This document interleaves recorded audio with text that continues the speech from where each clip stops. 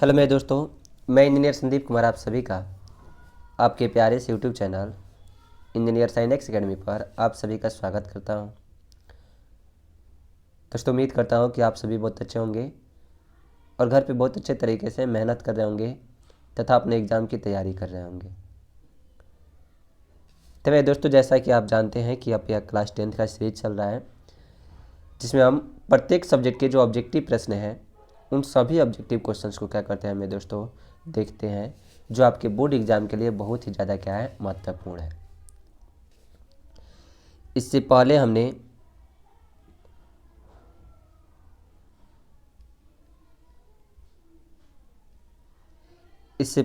मेरे दोस्तों क्या कर लिया है कि 2 सेट हमने क्या कर लिया है, कंप्लीट कर लिया है।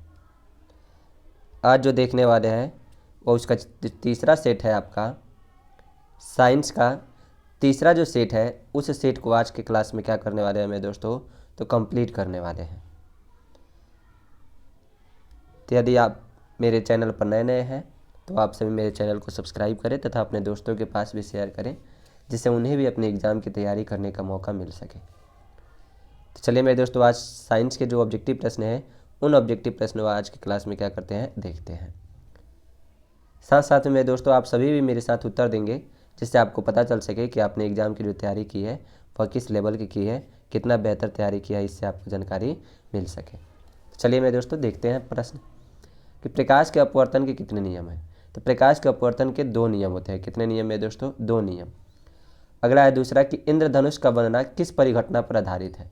तो इंद्रधनुष का बनना जो होता है वह प्रकाश के वर्ण विक्षेपण पर आधारित होता है, यानी ऑप्शन नंबर सी आपके क्या हो जाएगा, तो सही उत्तर हो जाएगा। तीसरा नंबर प्रश्न है कि विद्युत हीटर की कुंडली में किसका प्रयोग किया जाता है। तो विद्युत हीटर की कुंडली में मेरे दोस्तों नाइक्रोम का प्रयोग होता है, यानी ऑप्शन नंबर ए आपका क्या हो जाएगा, तो सही उत्तर हो जाएगा। चौथा प्रश्न देखते हैं, एक सीधी ऊर्ध्वाधर चालक से विद्युत धारा का प्रवाह होता है, तो चुंबकीय क्षेत्र रेखाएं किस प्रकार की होती है। तो अगर सीधी ऊर्ध्वाधर चालक से अगर विद्युत धारा का मेरे दोस्तों प्रवाह किया जाएगा तो उससे जो चुंबकीय क्षेत्र रेखाएं जो होगी वह किस प्रकार की होगी, तो वह संकेंद्रीय वृत्ताकार होगी। किस प्रकार से, संकेंद्रीय वृत्ताकार वह होगी। पांचवा है, सोलर कुकर में प्रयुक्त बर्तन प्रायः निम्न में से किस रंग में पेंटेड होता है। तो सोलर कुकर जो रहता है वह किस रंग से मेरे दोस्तों पेंटेड होता है, तो काले रंग से क्या होता है, पेंटेड होता है, जिससे वह क्या कर सके, सभी प्रकाश को एब्जॉर्ब कर सके, जिससे सोलर कुकर जो है वह तुरंत गर्म हो सके। अगला है, श्वसन किस प्रकार की रासायनिक अभिक्रिया है। तो श्वसन जो है मेरे दोस्तों वह किस प्रकार की रासायनिक अभिक्रिया होती है, तो वह उपचयन अभिक्रिया होती है, यानी ऑप्शन नंबर क्या हो जाएगा, ये आपका करेक्ट आंसर हो जाएगा। 7वां नंबर प्रश्न है कि इनमें से कौन संश्लेषित सूचक है। तो अगर संश्लेषित सूचक की बात करें मेरे दोस्तों तो कौन है, तो 7वां का जो हो जाएगा मेथिल ऑरेंज हो जाएगा, यानी ऑप्शन नंबर ए आपका क्या हो जाएगा, करेक्ट आंसर। अगला है 8वां, धातुएं जल से अभिक्रिया कर कौन सी गैस बनाती है। तो धातु जो होता है वह जल से अभिक्रिया करके हाइड्रोजन गैस बनाती है। कौन सी गैस मेरे दोस्तों, तो हाइड्रोजन गैस क्या करती है, बनाती है। 9 नंबर प्रश्न है कि डाईमिथाइल ईथर का आईयूपीएसी नाम क्या है। डाईमिथाइल ईथर का आईयूपीएसी नाम मेरे दोस्तों क्या है, तो इसका मिथॉक्सी मीथेन का हो जाएगा, आईयूपीएसी नाम हो जाएगा। अगला है, वर्ग 13 से 18 तक के तत्व किस ब्लॉक में होंगे। तो 13 से 18 तक के तत्व जो होते हैं वह पी ब्लॉक में होते हैं। किस ब्लॉक में होते हैं मेरे दोस्तों, तो पी ब्लॉक में होते हैं, यानी 10 नंबर क्या हो जाएगा, ऑप्शन नंबर सी आपका सही उत्तर हो जाएगा। 11 नंबर प्रश्न है कि ब्रिक के संरचनात्मक एवं क्रियात्मक इकाई को क्या कहते हैं। तो ब्रिक के संरचनात्मक एवं क्रियात्मक इकाई को नेफ्रॉन कहा जाता है, यानी ऑप्शन नंबर ए आपका सही हो जाएगा। एड्रिनल ग्रंथि यानी अधिवृक्क कहाँ उपस्थित होता है।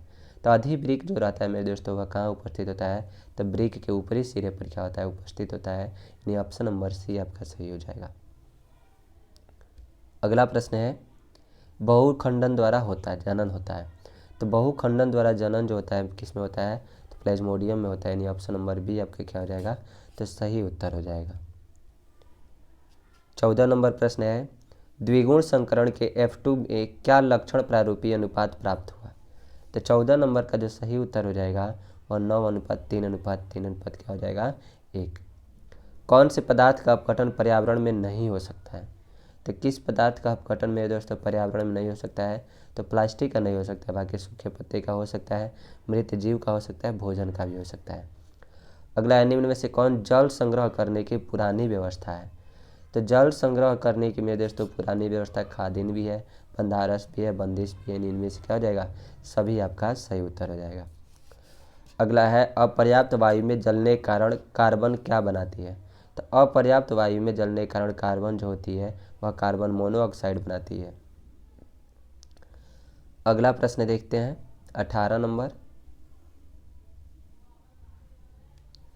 कि पर्यावरण के जैव और अजैव घटकों के बीच ऊर्जा और पदार्थों के आदान प्रदान से किसका निर्माण होता है।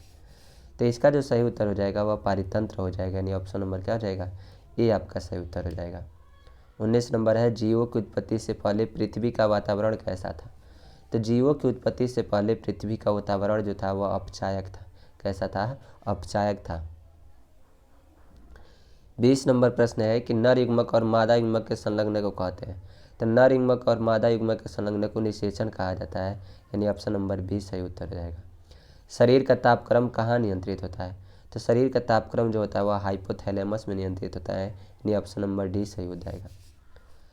कवक में पोषण की कौन सी विधि पाई जाती है। तो कवक में पोषण की मृतजीवी विधि पाई जाती है, यानी ऑप्शन नंबर क्या हो जाएगा मेरे दोस्तों, ये आपका सही उत्तर हो जाएगा। 23 नंबर प्रश्न है आवर्त में बाएं से दाईं ओर जाने पर तत्वों की संयोजकता क्या होती है। तो आवर्त में जब बाएं से दाएं जाते हैं तो तत्वों की जो संयोजकता होती है वह बढ़ती है। क्या होती है मेरे दोस्तों, तो बढ़ती है। निम्न में कौन सा गुण कार्बनिक यौगिकों में प्रायः नहीं होता है। तो कार्बनिक यौगिकों में कौन सा गुण, तो जल में विलेयता का गुण इसमें नहीं होता है। सिल्वर तथा कॉपर उष्मा के, तो सिल्वर और कॉपर जो होते हैं उष्मा के क्या होते हैं मेरे दोस्तों, तो वह सबसे अच्छे क्या है, चालक है, यानी ऑप्शन नंबर क्या हो जाएगा, बी आपका सही उत्तर हो जाएगा। 26 नंबर प्रश्न है कि कोई बिलियन अंडे के पिसे हुए कवर से अभिक्रिया करे गैस उत्पन्न करता है तो चूने के पानी को दूधिया कर देता है। तो इस बिलियन में क्या है। तो 26 नंबर का जो सही उत्तर हो जाएगा वह क्या हो जाएगा, HCl हो जाएगा, हाइड्रोक्लोरिक अम्ल, यानी ऑप्शन नंबर बी। निम्न में कौन अक्सीकारक नहीं हो सकता है। तो अक्सीकारक मेरे दोस्तों कौन नहीं हो सकता है। तो 27 का जो सही उत्तर हो जाएगा वह हाइड्रोजन हो जाएगा आपका सही उत्तर। जीवाश्मी ईंधन ऊर्जा का कैसा स्रोत हो सकता है। तो जीवाश्मी ईंधन जो है ऊर्जा का कैसा स्रोत हो सकता है मेरे दोस्तों। तो 28 का जो सही उत्तर हो जाएगा वह अनवीकरणीय स्रोत हो जाएगा, यानी ऑप्शन नंबर ए। 29 नंबर प्रश्न है कि एक सीधे धारावाही के पास दाएं बाएं या बिंदु ए और बी है तो दिक्सूची को ए और बी के पास ले जाने पर दिक्सूची की सुई में क्या होगा। तो 29 नंबर का जो सही उत्तर हो जाएगा वह तीनों बिंदुओं पर विपरीत दिशा में क्या होगा, विक्षेप होगा, यानी ऑप्शन नंबर सी। 10 ओम एवं 20 ओम के दो प्रतिरोधों को श्रेणी क्रम में जोड़ने पर समतुल्य प्रतिरोध क्या होगा। तो श्रेणी क्रम में जोड़ने पर तो दोनों को जोड़ दिए 10 और 20 कितना होता है, 30 होता है, तो कितना हो जाएगा 30 ओम। 31 नंबर प्रश्न है दृश्य प्रकाश में किस वर्ण का तरंगदैर्घ्य अधिकतम होता है। तो दृश्य प्रकाश में किस वर्ण का तरंगदैर्घ्य मेरे दोस्तों अधिकतम होता है। तो लाल रंग का तरंगदैर्घ्य जो होता है वह क्या होता है मेरे दोस्तों, अधिकतम होता है। थोड़ा सा इसमें दृश्य प्रकाश का रहा है तो हो सकता है बैगनी भी कहीं दे दे। अगला है जो नेत्र निकट स्थित वस्तुओं का स्पष्ट नहीं देख पाता उस नेत्र में होता है। तो 32 नंबर का जो सही उत्तर हो जाएगा वह निकट दृष्टि दोष हो जाएगा। क्या हो जाएगा, निकट दृष्टि दोष। 33 नंबर प्रश्न है साइड मिरर के रूप में प्रयुक्त होता है। तो साइड मिरर के रूप में मेरे दोस्तों क्या प्रयुक्त होता है, तो उत्तल दर्पण प्रयुक्त होता है, ये ऑप्शन नंबर बी सही उत्तर हो जाएगा। निर्गत किरण और अभिलंब के बीच के कोण को कहते हैं। तो निर्गत किरण और अभिलंब के बीच के कोण को क्या कहा जाता है मेरे दोस्तों,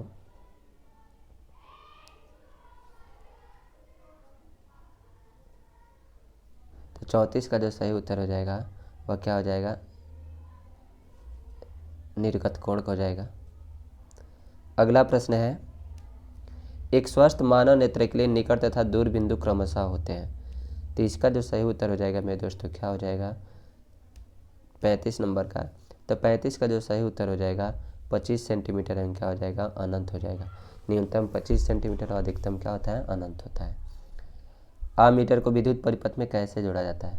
तो आमीटर को विद्युत परिपथ में दोस्तों श्रेणी क्रम में जोड़ा जाता है, ये ऑप्शन नंबर ये आपका सही उत्तर हो जाएगा। 37 नंबर है सीधे चालक तार पर चुंबकीय क्षेत्र से लगने वाले बल की दिशा जानने के लिए उपयोग किया जा सकता है। तो किसका उपयोग किया जा सकता है? तो फ्लेमिंग के बाएं हाथ के नियम का उपयोग किया जा सकता है। 38 नंबर प्रश्न है, सौर सेल सौर ऊर्जा को किस ऊर्जा में रूपांतरित करते हैं? तो सौर सेल सौर ऊर्जा को किस ऊर्जा में दोस्तों रूपांतरित किया जाता है? तो विद्युत ऊर्जा में क्या करते हैं? रूपांतरित करते हैं। 2Cu + O2 ताप, 2Cu इस अभिक्रिया में Cu का होता है। तो 39 नंबर का जो सही उत्तर हो जाएगा वह उपचयन हो रहा है। क्या हो रहा है? उपचयन, यानी ऑक्सीजन इसमें शामिल हो रहा है। अगला है सोडियम हाइड्रोक्साइड का pH मान लगभग। तो सोडियम हाइड्रोक्साइड का pH मान जो होता है मेरे दोस्तों लगभग कितना होता है? तो 14 होता है। ये ऑप्शन नंबर डी हो जाएगा। निम्नलिखित में से कौन उपधातु है? तो उपधातु मेरे दोस्तों इसमें से कौन है? तो एंटीमनी जो होता है Sb, इसका संकेत होता है या क्या होता है? उपधातु होता है। कार्बनिक यौगिकों में हाइड्रोकार्बन को प्रतिस्थापित करने वाले तत्व क्या कहलाते हैं? तो मेरे दोस्तों क्या कहलाते हैं? तो विषम परमाणु कहलाते हैं। बढ़ते हैं अगले प्रश्न की ओर। देखते हैं आपका अगला प्रश्न 43 नंबर। मेंडलीव के तत्व वर्गीकरण का आधार क्या है? तो मेंडलीव के तत्व वर्गीकरण का आधार परमाणु द्रव्यमान है। क्या है? परमाणु द्रव्यमान। रुधिर का कौन सा अवयव रक्त स्राव को रोकने में क्या करता है? मदद करता है। तो कौन सा मेरे दोस्तों? तो प्लेटलेट्स जो होता है वह क्या करता है? रुधिर स्राव को रोकने में मदद करता है। रक्त में ग्लूकोज की मात्रा नियंत्रित कराती है। तो रक्त में ग्लूकोज की मात्रा जो रहती है वह किससे नियंत्रित होती है? इंसुलिन के कारण क्या होती है? नियंत्रित होती है। 46 नंबर प्रश्न है, मुकुलन द्वारा प्रजनन किसमें होता है? तो मुकुलन के द्वारा प्रजनन जो होता है मेरे दोस्तों वह किसमें होता है? तो ईस्ट में मुकुलन के द्वारा क्या होता है? प्रजनन होता है। विभिन्नता का मुख्य कारण क्या है? तो विभिन्नता का मुख्य कारण जो मेरे दोस्तों है वह क्या है? तो अर्धसूत्री विभाजन है, यानी ऑप्शन नंबर बी आपका सही उत्तर है। 48 नंबर है, जो पदार्थ जैविक प्रक्रम द्वारा अपघटित हो जाते हैं उन्हें क्या कहते हैं? तो जो जैविक प्रक्रम के द्वारा अपघटित हो जाते हैं उन्हें जैव निम्नीकरणीय पदार्थ कहा जाता है। हरे पौधे से क्या फ़ायदे हैं? तो हरे पौधे से मेरे दोस्तों क्या फ़ायदे हैं? तो ऑक्सीजन प्रदान करता है, बिल्कुल सही। सॉइल इरोजन से बचाता है, बिल्कुल सही। मिट्टी क्षरण से चिड़ियंग जंतुओं को आश्रय देता है, यह भी सही है। यानी इनमें से क्या हो जाएगा? सभी आपका सही उत्तर हो जाएगा। बढ़ते हैं अगला प्रश्न। देखते हैं आपका अगला प्रश्न है 50 नंबर। सरल सूक्ष्मदर्शी में किसका उपयोग होता है? तो सरल सूक्ष्मदर्शी में मेरे दोस्तों उत्तल लेंस का उपयोग होता है, यानी ऑप्शन नंबर डी। श्वेत प्रकाश की किरण जब किसी प्रिज्म से होकर गुजरती है तब जो रंग सबसे अधिक विचलित होता है वह कौन सा रंग होता है? तो वह मेरे दोस्तों बैगनी रंग होता है, जो सबसे अधिक क्या होता है? विचलित होता है। विभवांतर मापने वाले यंत्र को कहा जाता है? तो विभवांतर मापने वाले यंत्र को वोल्ट मीटर कहा जाता है, यानी ऑप्शन नंबर बी आपका सही उत्तर हो जाएगा। 53 नंबर प्रश्न है,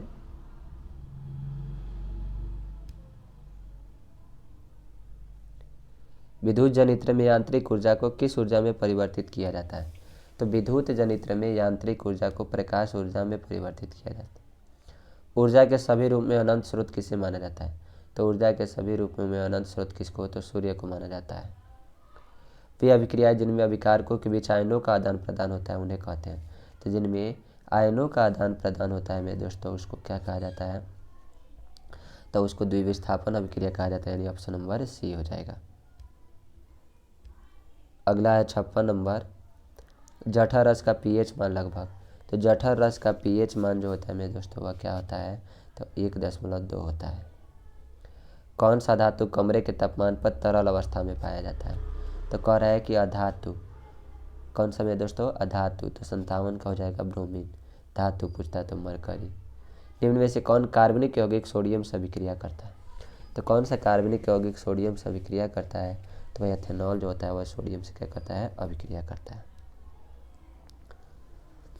59 नंबर प्रश्न है कि मेंडलीव के आवर्त सारणी की प्रथम कमी क्या थी? तो मेंडलीव के आवर्त सारणी की जो प्रथम कमी थी वह हाइड्रोजन को उचित स्थान नहीं मिला था, यानी ऑप्शन नंबर बी। पीत रस कहाँ से स्रावित होता है? तो पीत रस जो होता है वह अग्नाशय से स्रावित होता है, यानी ऑप्शन नंबर ए आपका सही उत्तर हो जाएगा। 61 नंबर है कि हमारे शरीर में विभिन्न जैविक कार्यों का नियंत्रण होता है। तो हमारे शरीर में विभिन्न जैविक कार्यों का नियंत्रण तंत्रिका एवं रसायन दोनों के द्वारा होता है। एक सामान्य पुष्प में यह उपस्थित होता है। तो एक सामान्य पुष्प में क्या क्या मेरे दोस्तों उपस्थित होता है? तो बाह्य दल, दल पंखुड़ी, पुंकेसर, स्त्रीकेतर सभी हो जाएगा। ये ऑप्शन नंबर डी। जीवों में वंशागत गुणों का निर्धारक है। तो जीवों में वंशागत गुणों का निर्धारक जीन होता है। ये ऑप्शन नंबर ए आपका सही उत्तर हो जाएगा। 64 नंबर प्रश्न है, निम्न में से कौन एक जैविक प्रक्रम द्वारा अपघटित होने वाला पदार्थ है? तो जैविक प्रक्रम द्वारा अपघटित होने वाला पदार्थ मेरे दोस्तों कौन है? तो वह सूखे घास पत्ते जो होते हैं वह अपघटित होने वाले पदार्थ है। जैव विविधता का विशिष्ट लक्षण, तो जैव विविधता का विशिष्ट लक्षण जो होता है वह वन होता है। परावर्तन के नियम से निर्धारित होता है। तो परावर्तन के नियम से मेरे दोस्तों क्या निर्धारित होता है? तो परावर्तन कोण बराबर अपवर्तन कोण, सॉरी इसका सही उत्तर हो जाएगा आपतन कोण बराबर क्या? परावर्तन कोण, यानी ऑप्शन नंबर ए। 67 नंबर प्रश्न है, मानव नेत्र किस भाग पर किसी वस्तु का प्रतिबिंब बनाते हैं? तो मानव नेत्र तो जो होता है वह किस भाग पर बनाते हैं मेरे दोस्तों? तो वह रेटिना या दृष्टिपटल पर क्या करते हैं? प्रतिबिंब बनाते हैं। किलोवाट घंटा मात्रक है। तो किलोवाट घंटा जो है किसका मात्रक होता है मेरे दोस्तों? तो वह होता है 68 का जो सही उत्तर हो जाएगा वह क्या हो जाएगा? विद्युत ऊर्जा, यानी ऑप्शन नंबर सी आपका सही उत्तर हो जाएगा। अगला है 69 नंबर। थोड़ा सा आपको सुनने में दिक्कत हो सकता है क्योंकि तबीयत थोड़ी सी ख़राब है जिसकी वजह से आवाज़ क्लियर नहीं हो पा रहे हैं, ठीक है। तो थोड़ा सा आवाज़ आप क्या कर लेंगे, अपने मोबाइल का बढ़ा लेंगे, तो जिससे क्या होगा आपको सुनाई देगा। दक्षिण हस्त अंगुष्ठ नियम से अंगूठा किस दिशा को इंगित करता है? तो 69 का जो सही उत्तर हो जाएगा वह धारा की दिशा को इंगित करता है। सौर पैनलों का उपयोग होता है।